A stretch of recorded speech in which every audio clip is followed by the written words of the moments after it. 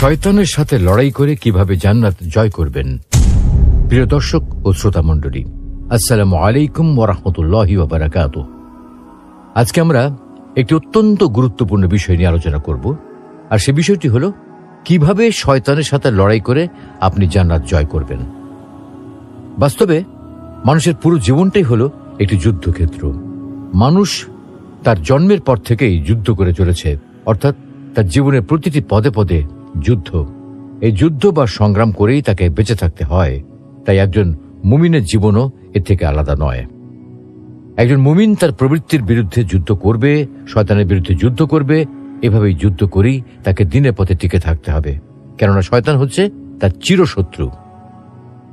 একজন মানুষ যখন বালেগ হয়, তারপর থেকে শয়তানের সাথে তার যুদ্ধ শুরু হয়ে যায়। শয়তান তাকে বিপদগামী করার জন্যে, আল্লাহর পথ থেকে বিচ্যুত করার জন্যে তার উপর ঝাঁপিয়ে পড়ে। অতঃপর তাদের মধ্যে চূড়ান্ত কোনো ফয়সালা না হওয়া পর্যন্ত এই যুদ্ধ অব্যাহত থাকে, কারণ শয়তান হচ্ছে মানুষের চিরশত্রু। শয়তান মানুষকে বিপদগামী করার জন্য আল্লাহ রাব্বুল আলামিনের সাথে চ্যালেঞ্জ করেছে। এই বর্ণনাটা পবিত্র আল কোরআনে সুন্দরভাবে উল্লেখ রয়েছে। যেমন আল কোরআনে ইরশাদ হচ্ছে, قال فبما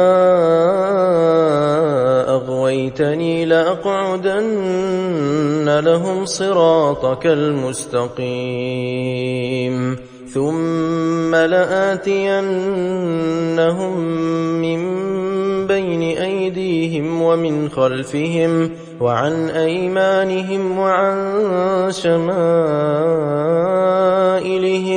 ولا تجد أكثرهم شاكرين। শয়তান বলল, আপনি আমাকে যেমন উদ্ভ্রান্ত করেছেন, আমি অবশ্য তাদের জন্য আপনার সরল পথে বসে থাকব। এরপর তাদের কাছে আসব তাদের সামনের দিক থেকে, পেছন দিক থেকে, ডান দিক থেকে এবং বাম দিক থেকে। আপনি তাদের অধিকাংশকে কৃতজ্ঞ পাবেন না।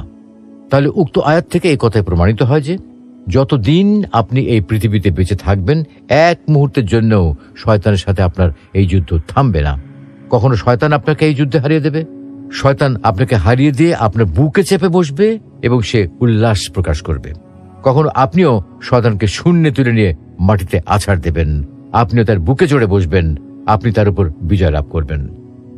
আপনি কখন বুঝবেন যে শয়তান আপনাকে হারিয়ে দিয়েছে, আপনাকে মাটিতে ফেলে দিয়েছে, আপনার বুকে চড়ে বসেছে? যখনই আপনি কোনো গুনাহে লিপ্ত হবেন, তখনই বুঝবেন যে শয়তান আপনাকে পরাভূত করেছে। যখন আপনি এটা বুঝবেন, তখনই আপনি গা ঝাড়া দিয়ে উঠে দাঁড়াবেন এবং তৎক্ষণাৎ আপনি আল্লাহ রাব্বুল আলামিনের কাছে তওবা করবেন। আর তওবা করার অর্থ হলো ঘুরে দাঁড়ানো। তারপর আপনি ঘুরে দাঁড়িয়ে প্রস্তুতি নেবেন শয়তানকে আক্রমণ করার জন্য। শয়তানকে আপনি কিভাবে আক্রমণ করবেন? শয়তানকে আক্রমণ করার অর্থ হলো আপনি তওবা করার পর নেক আমল করবেন। আপনার প্রত্যেকটি নেক আমল শয়তানকে আক্রমণ করা বলে বিবেচিত হবে এবং সাথে সাথে শয়তান আপনার কাছে পরাজিত হয়ে যাবে।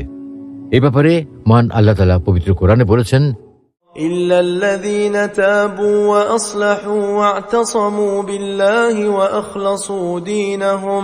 وأخلصوا دينهم لله فأولئك مع المؤمنين وسوف يؤتي الله المؤمنين أجرا عظيما। অবশ্য যারা তওবা করে নিয়েছে, নিজেদের অবস্থার সংস্কার করেছে এবং আল্লাহর পথকে একনিষ্ঠ ও সুদৃঢ়ভাবে আঁকড়ে ধরে রেখেছে, তারা থাকবে মুমিনদের সাথে।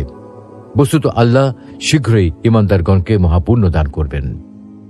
উক্ত আয়াত থেকে আমরা বুঝতে পারলাম যে শুধু তওবা করলেই চলবে না, তওবা করার সাথে সাথে নিজেকে সংশোধন করতে হবে, নেক আমল করতে হবে এবং কোরআন ও সুন্নাহকে দৃঢ়ভাবে আঁকড়ে ধরতে হবে।